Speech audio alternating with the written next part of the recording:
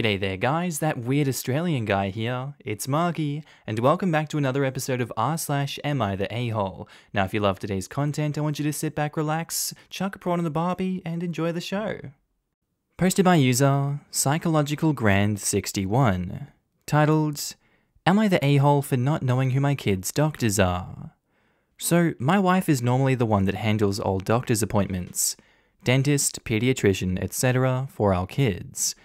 That's worth mentioning because usually it's not something I would have to handle, so it's not something I would need to remember. We have the information written down somewhere in our house. Unfortunately, last week my wife had a presentation at work and couldn't take our daughter to an appointment. She asked me a few days before if I could take our daughter, but she did not tell me the name of the doctor. She says she did, but I am 100% sure she did not.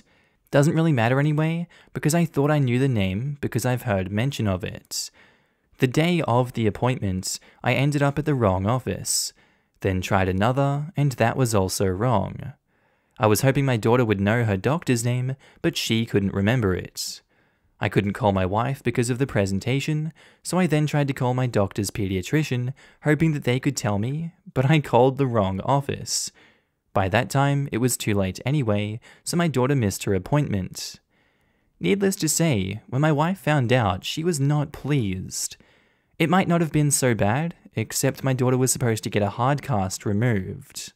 It was a goof on my part, but it was an honest mistake, and I don't think it's fair to label me the a-hole when I'm not the parent that deals with this stuff. My wife seems to think that I am the a-hole here, even though I made an honest mistake, because 1, she says I should know this information, and 2, I am unfairly depending on her and expecting her to always take care of it. I think in truth she's more upset about number 2 because she feels like I'm taking advantage of her and just assuming that she'll deal with it. Is that not true, OP? I don't feel like that's the case. We each have responsibilities. For example, sports have always been my thing.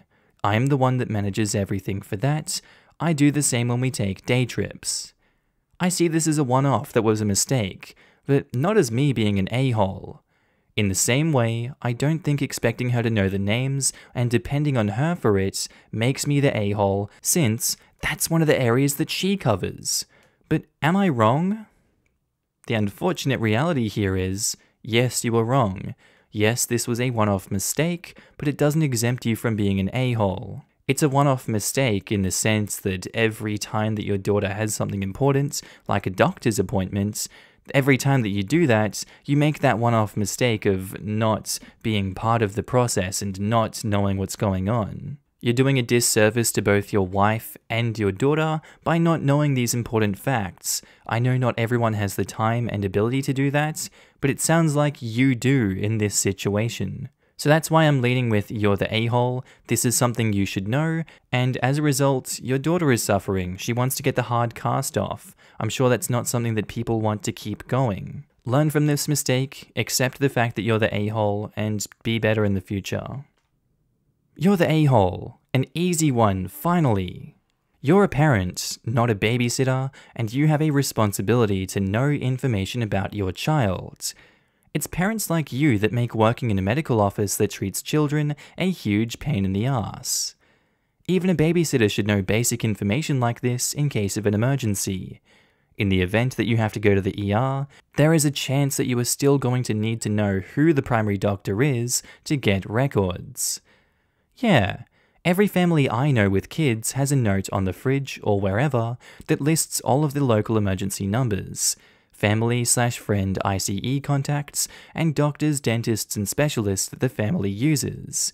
It's useful if a kid is home alone and needs help, or if a babysitter needs one of the numbers, or in this case, the kid's own damn father.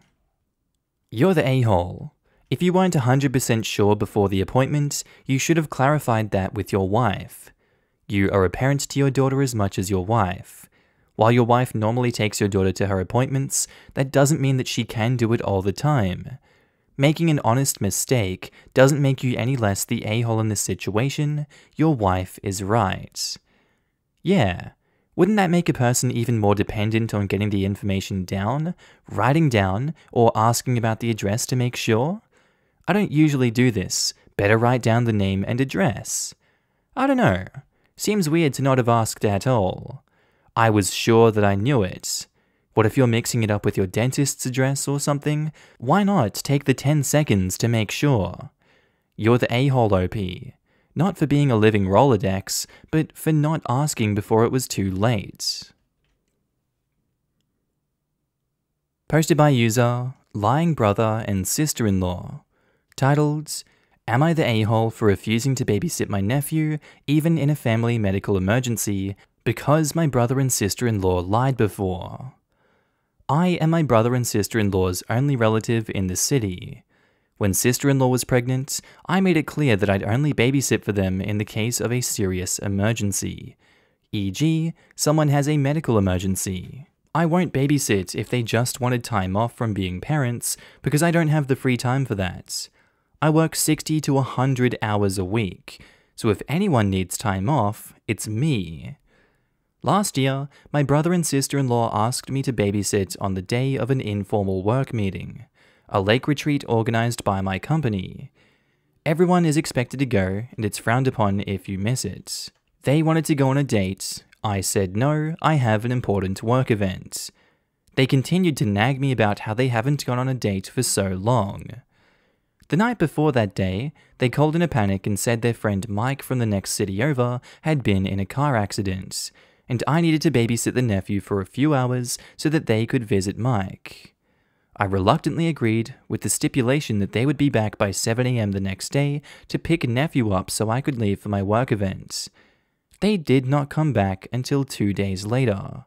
I had to cancel on my superiors the morning of, which looked awful.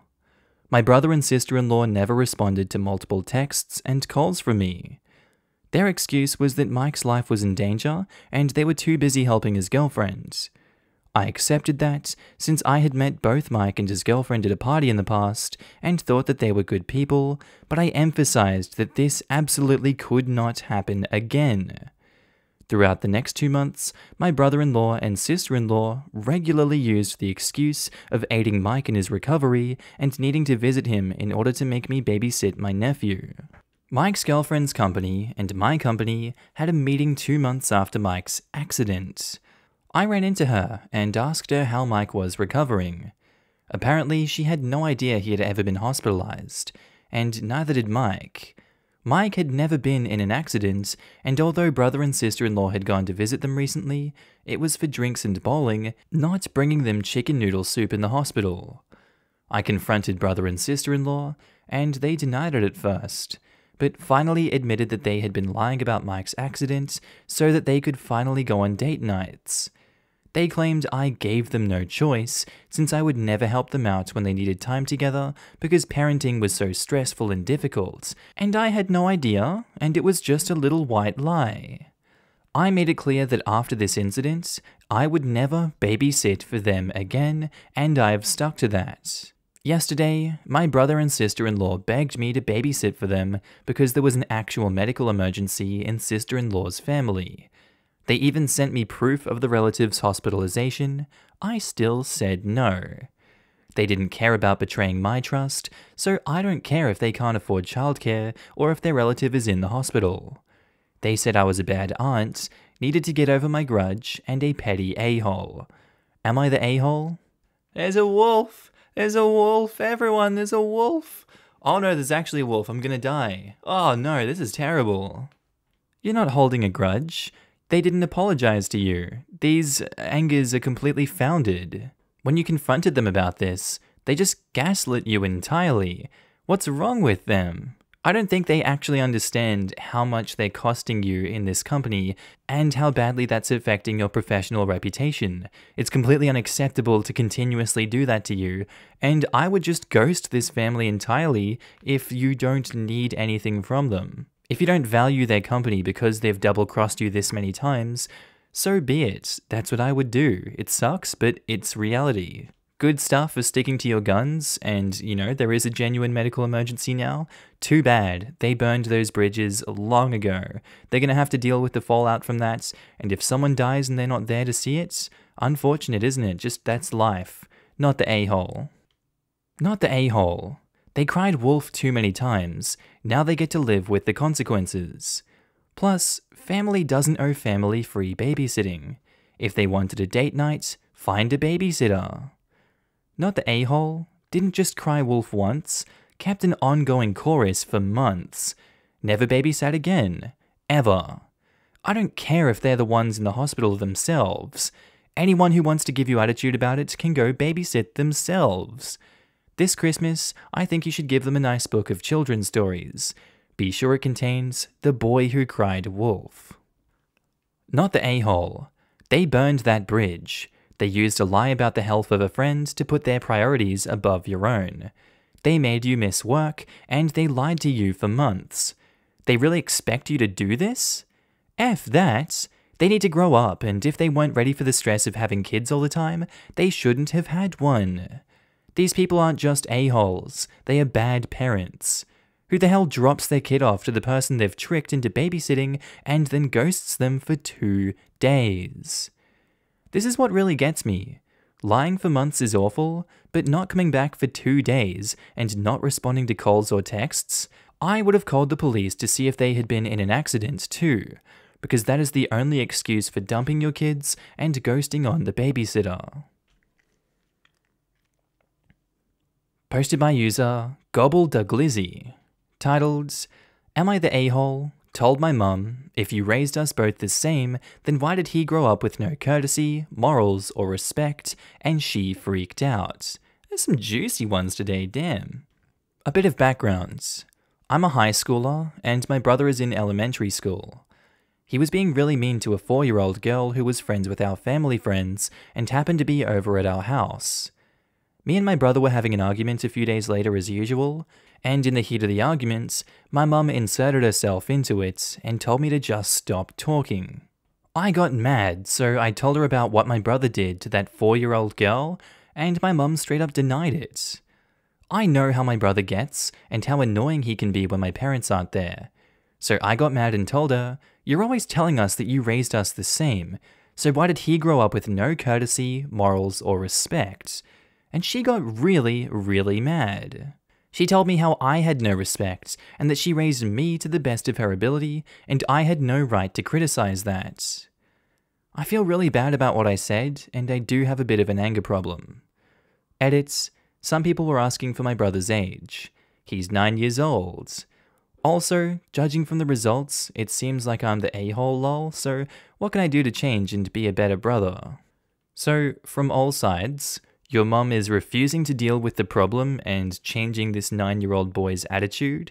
You're upset at your 9-year-old brother for bullying a 4-year-old girl who was friends with family friends. And this happened at your house and your mother didn't do anything about it. She's upset at you for calling her out and not punishing the brother when I'm guessing that she punished you? Everyone sucks here in this situation, there is no winning. It's an endless circle of just bullcrap, and it all stems from the mother. She's the epitome of a-hole in this situation. She needs to learn to parent and crack down on behavior better if she's not punishing a 9-year-old for bullying a 4-year-old in her own house. That's the problem here. You do seem like you have a bit of an anger problem with having a heated argument and then blowing up at your mother, but you're young, I can't exactly fault you for that. Unfortunately, you were painted with the same stroke of being an a-hole because you need to sort that anger problem out and deal with things like a normal, rational human being, but I understand sometimes emotions do need to be charged for people to see right or wrong. I hope that makes sense. Everyone sucks here. There's a flaw in asking your mother, why did he grow up with no courtesy, morals, or respect?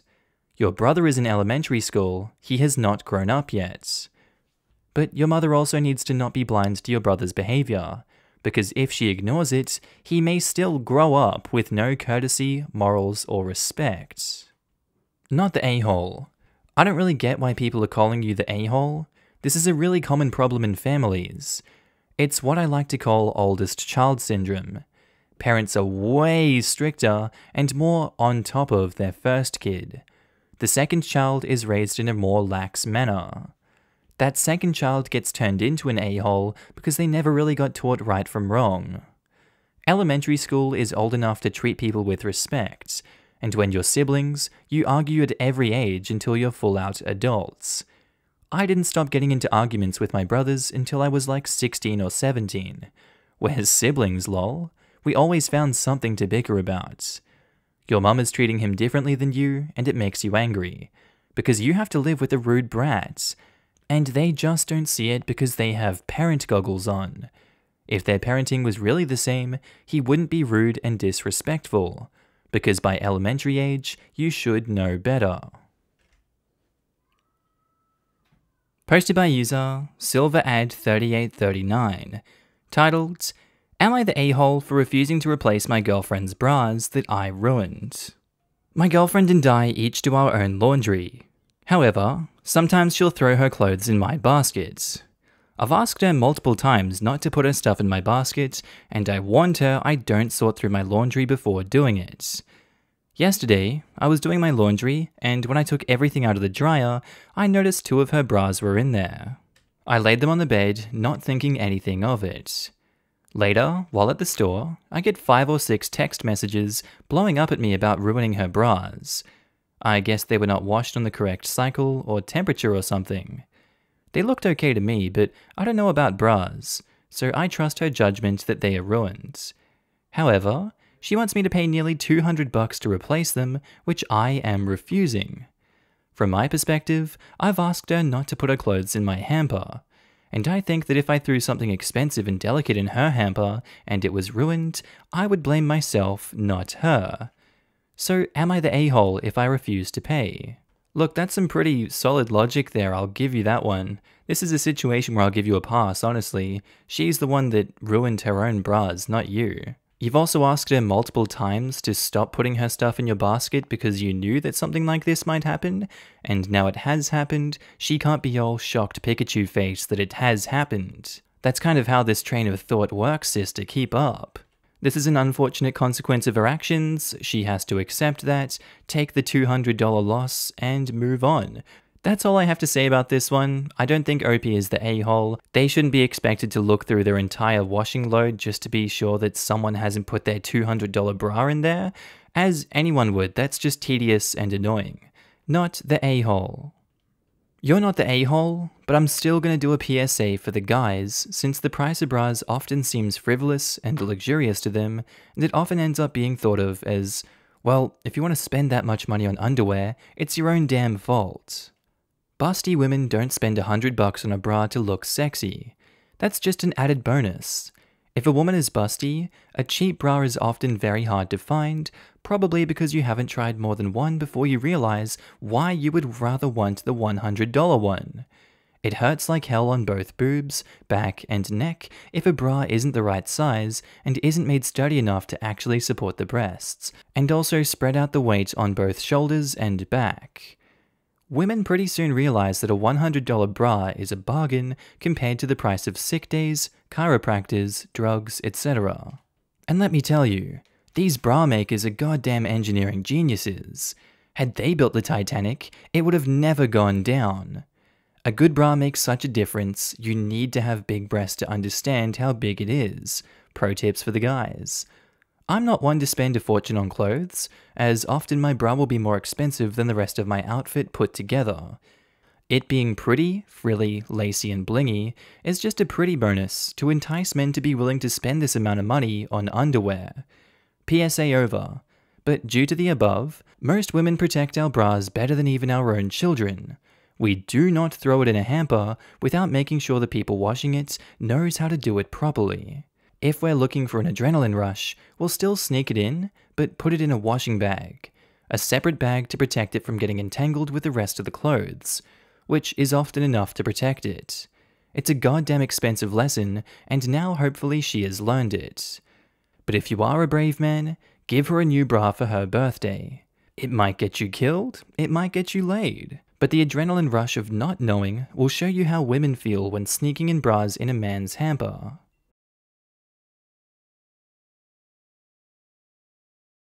Okay, and I think that's where we're going to end today's episode, guys. As always, I do hope you enjoyed it and maybe even learned something from these stories. Just want to say a quick shout out to my Patreon subscribers and my channel members. You guys should be on the screen right now. If you do see yourself, I want you to give yourself a little pat on the back for being amazing and supporting me on this channel, this little journey we're going on the YouTubes.